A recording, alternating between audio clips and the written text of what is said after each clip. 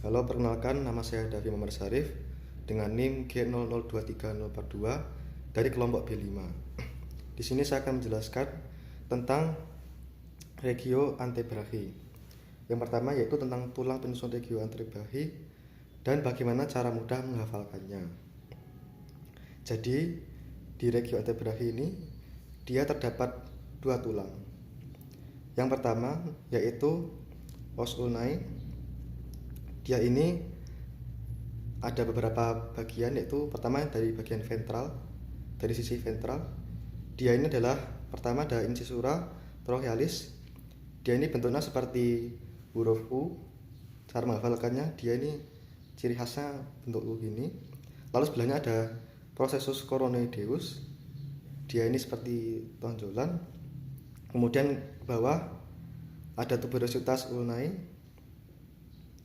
Kemudian di paling ujungnya ada caput ulnae. Kemudian yang ini ada penonjolan sedikit, dia adalah processus pterygoides ulnae. Kemudian pindah ke sisi dorsal, dia ini ada olecranon. Kemudian processus coronoideus dari sisi sebelahnya sini. Kemudian dari ulnar view, dia ini adalah incisura radialis, jadi tepat di bawah huruf U tadi yang seperti obeng itu.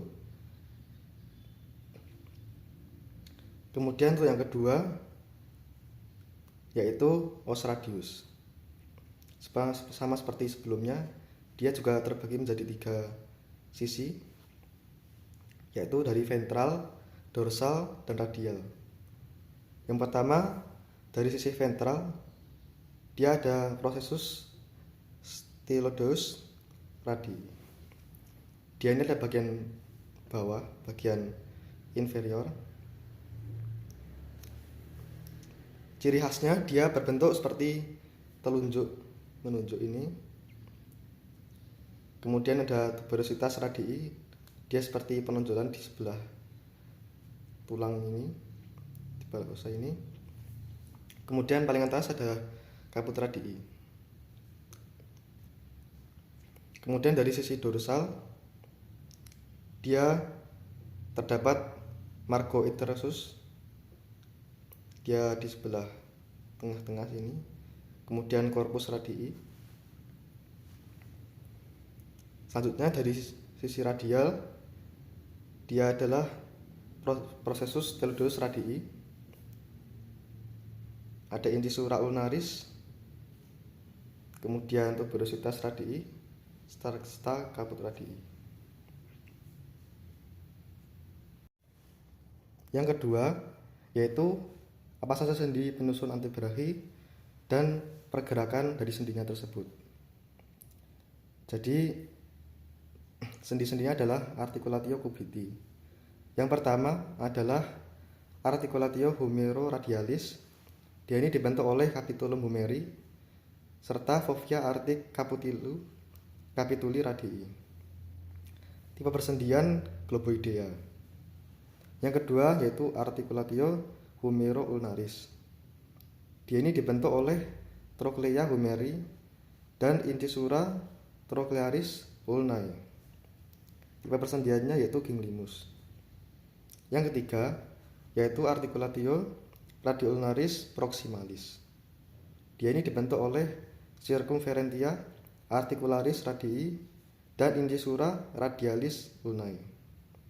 Tipe persendiannya yaitu trochoidea atau pivot joint. Penguatnya yaitu ligamentum capsule articularis di sisi anterior dan posterior, ligamen annulare radii, ligamentum collaterale ulnae, serta ligamentum collaterale radii. Sementara tipe persendiannya yaitu trochoginglimus. Yang ketiga yaitu musculus ventral dan dorsal dari antebrachi serta inervasi dan fungsinya masing-masing. Jadi untuk muskulusnya sendiri, dia Di bagian ventral, dia ini ada dibagi menjadi dua bagian, yaitu pertama dari lamina superficialis.